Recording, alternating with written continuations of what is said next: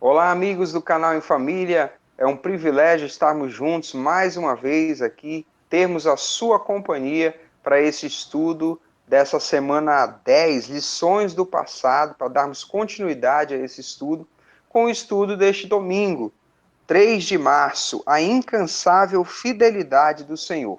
Esse estudo já promete ser uma bênção, que nós possamos nos concentrar no estudo, fazer a leitura das passagens bíblicas, acompanhar no guia também, e que aqui na classe nós possamos debater sobre o tema, aprofundar esse conhecimento e participar também. Você tem aí o campo dos comentários para participar, deixando suas impressões, comentando sobre o estudo.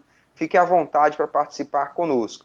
À vontade também para curtir o vídeo, se você gostar, e compartilhá-lo com os seus amigos. Nós vamos começar o aprofundamento desse tema, a incansável fidelidade do Senhor, mas antes vamos orar juntos, pedindo a presença do Santo Espírito no nosso estudo.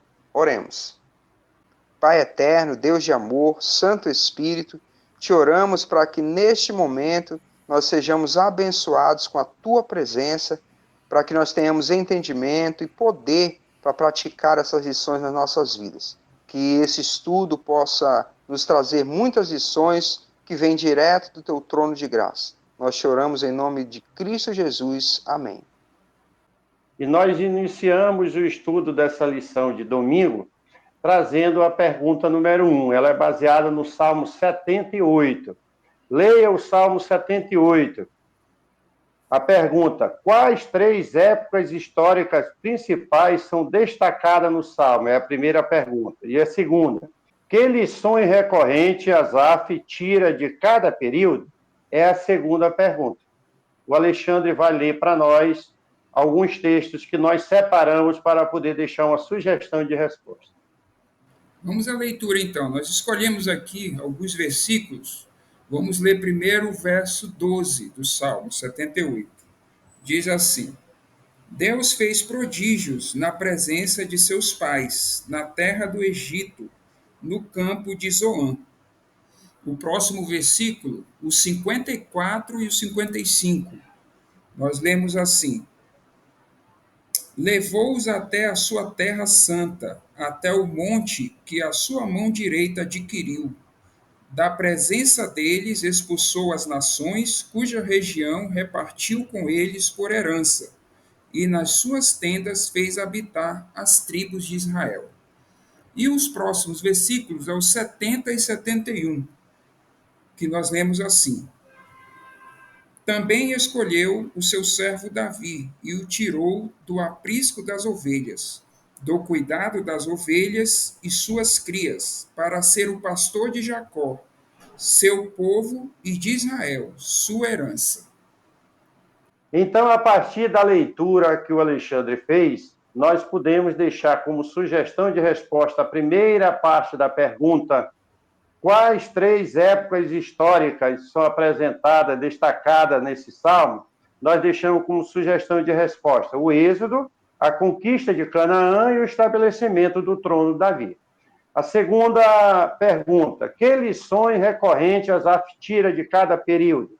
A importância da confiança em Deus. Nós começamos o nosso estudo desse domingo falando sobre a história de Israel. Lembrando que o nosso tema dessa semana é lições do passado, né? E aqui no domingo nós vamos entrar mais a fundo na história do povo de Israel.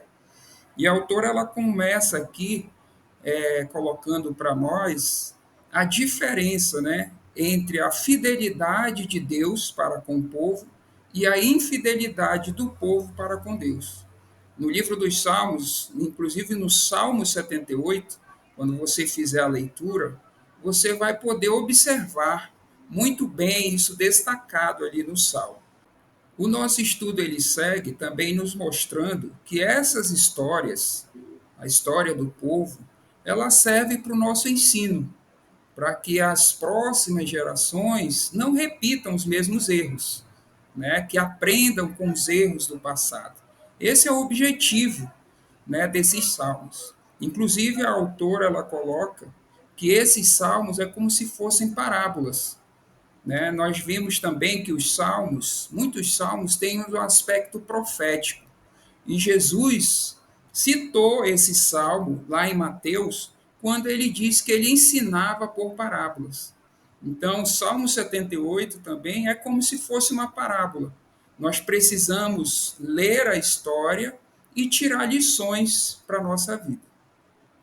E na sequência, o nosso estudo, ele se concentra em nos mostrar como este salmo está dividido ali. O salmista, ele narra ali 3 épocas da história, né? Como nós vimos ali no estudo, na pergunta número 1.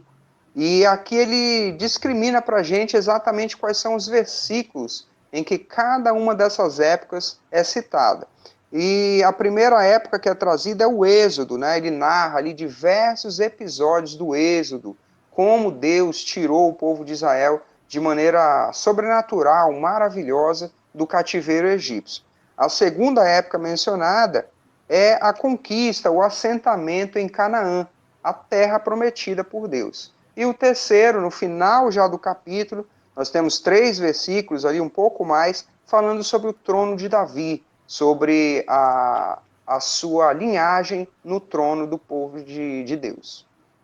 E, Júnior, e é importante essa compreensão, porque no estudo da primeira parte, a abordagem que o Alexandre levantou, quando falou da fidelidade de Deus e da infidelidade do povo, nessa altura do estudo é mostrado os atos gloriosos do Senhor e as consequências da quebra da aliança, levando inclusive Israel a praticar, depois de alguma época estabelecido em Canaã, a idolatria, algo que trouxe muito problema para eles. E, na sequência, a lição desenvolve que a raiz dessa infidelidade de Israel estava em alguns aspectos. Eles esqueceram de Deus, eles se afastaram de Deus, se esquecendo dos atos maravilhosos de Deus. Um outro aspecto é que eles não confiaram em Deus para o seu viver diário. Tá? Por exemplo, Israel era uma teocracia, recebia as instruções diretas de Deus. Eles, quando se estabeleceram na terra, eles olharam para o povo e pediram uma monarquia. Certo? Eles se esqueceram de Deus, se afastaram de Deus, passaram a se esquecer de Deus, colocaram Deus à prova e, como consequência, se rebelaram contra Deus, deixando, inclusive, de guardar a sua lei, que era o distintivo maior, e quebrando a sua aliança. São atos, relatos históricos que chegam como lições do passado para nós que vivemos hoje. O nosso estudo ele caminha para o final e a autora ela faz uma reflexão interessante, né? Quando nós estudamos a história do povo de Israel, talvez alguns de nós possamos ficar perplexos com tanta teimosia, né, com tanta desobediência. Nós vemos aqui relatos maravilhosos do poder de Deus agindo, né, no meio do povo, e talvez você não entenda por que o povo tanto se rebelava contra esse Deus. Né? E ela vai fazer essa reflexão para nós. Será que nós não agimos da mesma maneira? Antes de começar a criticar, né, a lançar juízo sobre essa história, nós devemos olhar para nós mesmos. Né? O Israel atual, o povo de Deus, somos nós hoje. Será que nós estamos agindo da mesma maneira? Ou será que nós estamos aprendendo com esses erros, né, buscando mais o Senhor, confiando mais nele? Então, é uma reflexão que nós devemos fazer também. Né?